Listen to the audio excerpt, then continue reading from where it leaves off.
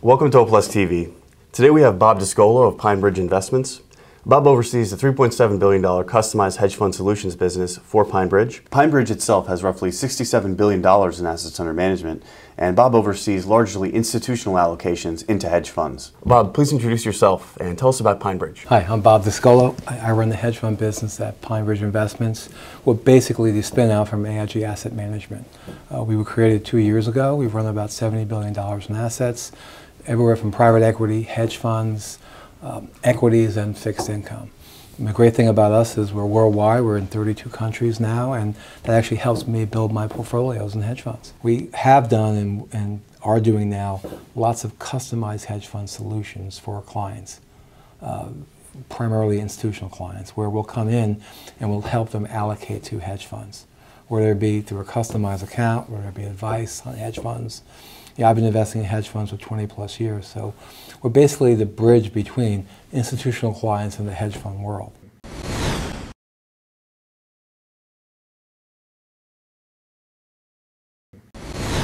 Bob, given your history in the industry, what have you observed as far as the evolution of hedge funds and the evolution of fund of funds? I've been doing this now for close to 24 years, so when I first started, basically there were only a handful of hedge funds, and they were called limited partnerships, not hedge funds. But really, they were just things that people didn't know about. I mean, they were word of mouth, mainly high net worth clients. I started my career in hedge funds at a private bank, where we did hedge funds, private equity, real estate. And they weren't really a big asset class. But we saw opportunity there because they were doing a lot better than the traditional funds that we had, mutual funds. Plus, they were doing things differently and doing some things we'd never heard of before. So we got in early in that part of the business. But I've seen it change immensely. In the early days, there really wasn't much money made in hedge funds. People didn't know about it. And then it just taken off. I mean, I think with the equity markets going down or sideways, I think people started looking to hedge funds for extra returns. They became institutionalized, and the fund-of-fund business grew. When I first started, there weren't any fund-of-funds. We had advisory accounts where we advised people on investing in funds. And the fund-of-fund business came and went very high up, and now it's going this way and leveling off. So I think there's a gigantic evolution in hedge funds, in fund-of-funds. But there is one thing I believe, that hedge funds will be around for a long, long time. The evolution of hedge funds is still in the early stages. I think that we're only in the second inning of a ball game right here with hedge funds. So we're pretty excited about what we're seeing out there. But I do think that hedge funds are moving away from the big money centers. I think we're going to see a lot more opportunity outside New York, outside London, outside Greenwich. So it's going to be pretty exciting to see what the future holds for us. But I think hedge funds will be around for a long, long time. Elaborate on how investor perspectives into investing in hedge funds and fund-of-fund products, why those perspectives are changing. Well, they are. I think people initially went to hedge funds. They were a little worried about hedge funds and what they can do to transparency and the occasional blow-up. I think people were used to mutual funds where basically, everything was perfect there. But again, the mutual funds, the returns are very bunched together and very correlated to each other. I think people were looking for something a little bit different. Initially, people went into hedge funds for giant returns. They were looking at the Soroses of the world, Tigers, they wanted to make 20%, and basically looking at this as a return engine.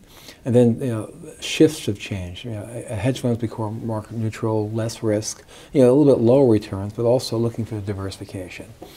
People started out investing in hedge funds through friends and family. That was more high net worth. Then institutions got involved and they went through fund of funds. And now there's a shift going on. They're moving away from fund of funds. I mean, still, I think there's a value there for fund of funds, but they're using consultants trying to do things on their own and stuff like that. But I still think that hedge fund allocations will still increase. The last 5 years, I think we've had 2 down years in hedge funds. I mean, '08 was just horrible for a lot of hedge funds. And then last year was, disappointing for a lot of hedge funds. So, but that hasn't abated the interest that we see in hedge funds from institutions. I mean, the problem is that everyone has liabilities, or they have to have payouts, or their allocation targets are here, and their asset returns are here. There's a gap in between, and hedge funds are one of the ways to fill that gap. So we're seeing a lot more people allocate to hedge funds. But I think the big difference is they're allocating a little bit smarter than they were before. They're concerned about fees. They're concerned about the transparency, about correlation to what they have. So I think we're seeing the end investor get a lot smarter and a lot more cognizant of what's going on out there.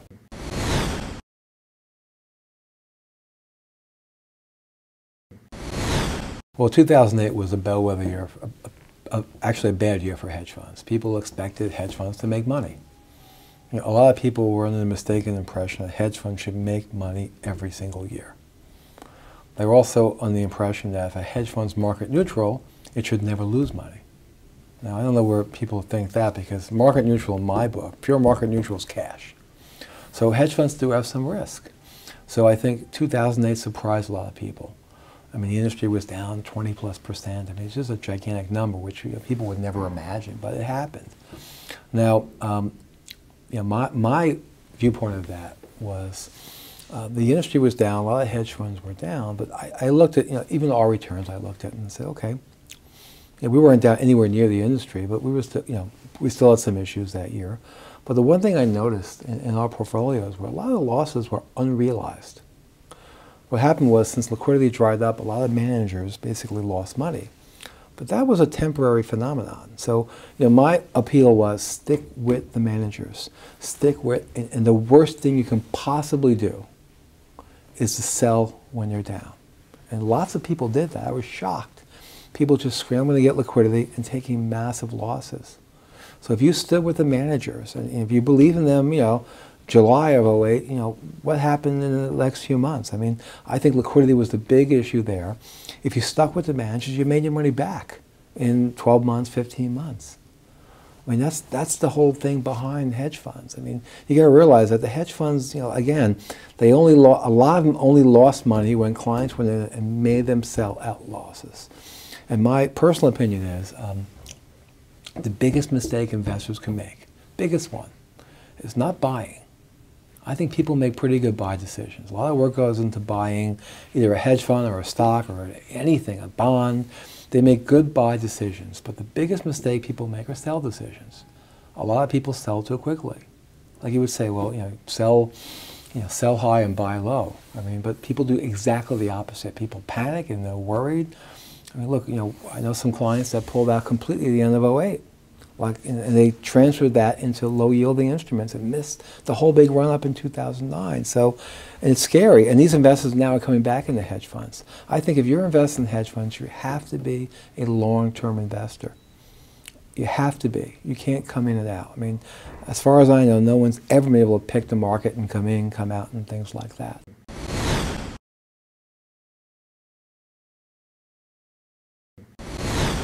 But the industry changed. I mean, I think in 2008, a lot of shams were uncovered.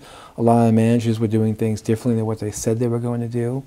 I think people were disappointed by the industry.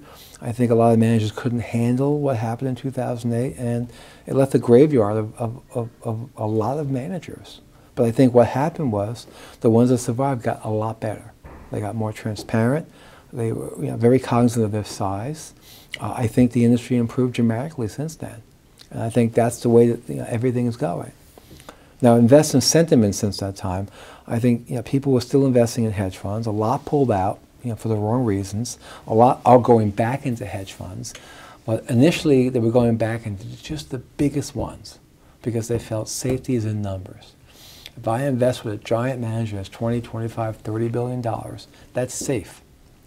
Now, I don't agree with that, because if you look at the blow-ups and the problems, I mean, Madoff was gigantic. I mean, there were other hedge funds that were large that had some very big performance issues.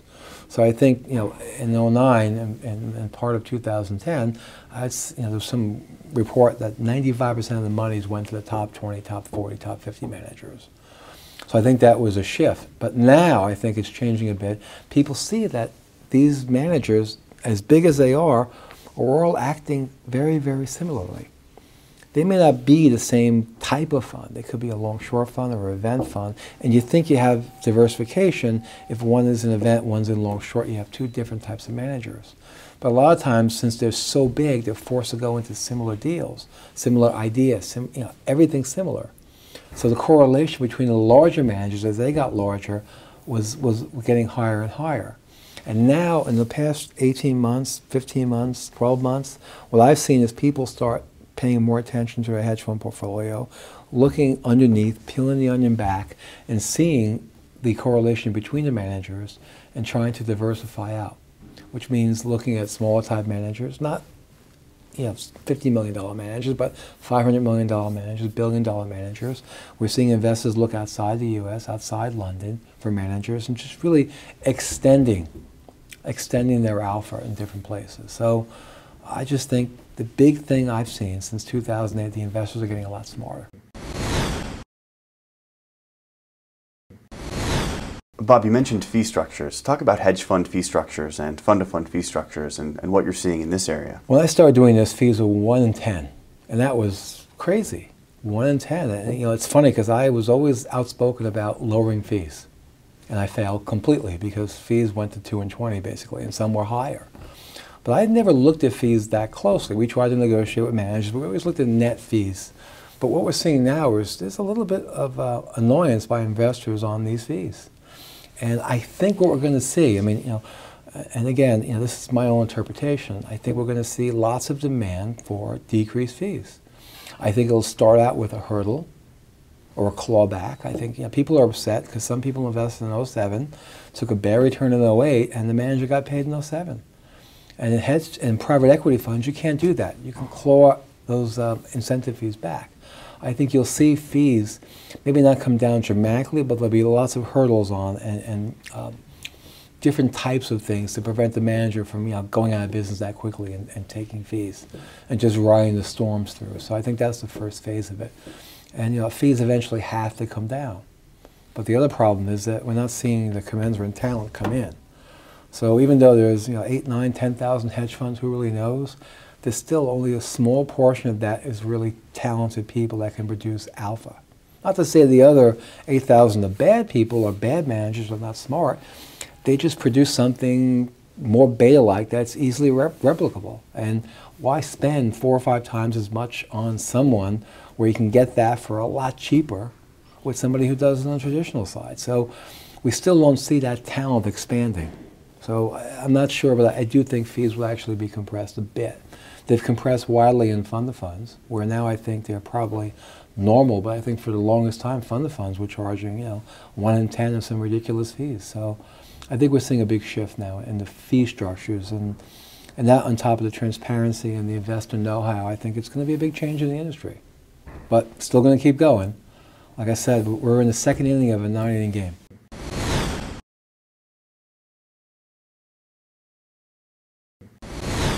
Bob, you talked about the limitations of talent within the industry. Is it a limitation of talent, or is it actually a limitation of capacity for alpha? Well, I think talent's moving away. I think there's, if you focus and you're in New York, I think there's a limited amount of alpha you can do. Then you can expand, open up offices and things like that, but I think you have to be local to actually do local investing. So I think there is a limit on alpha because it's a zero-sum game. But I think alpha could be found lots in places around the world. And that's what we're looking at, is different places around the world. But I also think that managers, some of them have become too big. I think what happens is a manager can be really great at one thing and have spectacular returns and produce a ton of alpha. What happens is money keeps pouring in. So most people don't turn that money away. And they have 2 options. One, they could basically take more money in and the alpha shrinks to get lower returns, or they do things outside their skill sets. I mean, I was embarrassed by this industry in 2008 where, lots of managers, thank God, most of ours didn't do this, but they pulled, this thing called side pockets, which is fine. I believe in side pockets because you don't want to sell in a declining marketplace. But when the managers, declared, some of these managers that we know have declared side pockets, and once the information was leaked out, what exactly was in these side pockets, we saw a ton of managers basically that were, long short equity doing private equity deals in Asia, or movie deals, or things really way outside their skill sets. So I think size is the enemy of performance, whether it be a fund of funds, whether it be a hedge fund, even mutual funds. I don't think it's commensurate. But again, it's human nature to grow as big as possible. So that's the big barrier I see with hedge funds. But I tell you, we're seeing lots and lots of talent out there. I mean, and again, we're also seeing lots of talented people that were talented before kind of wane down. We've noticed some people kind of lose their, just their motivation to work 18 hours a day and deliver the best kinds of returns. So it's a very Darwinian industry. People don't last that long. I mean, my Rolodex, I must have 12,000 names in my Rolodex. And you'd be shocked at how many managers we invested with 10, 12, 15 years ago that just, didn't like blow up, just went out of business because they lost that passion. I mean, it's a passionate game, but I think you're going to see new people crop up. And, 5 years from now, they're going to have a top 10, top 20 managers. And I doubt that, 10 or 20% of the people that are on there now will not be on in 3 or 5 years, maybe even more. So we're going to see that constantly changing. It's a very, very dynamic industry.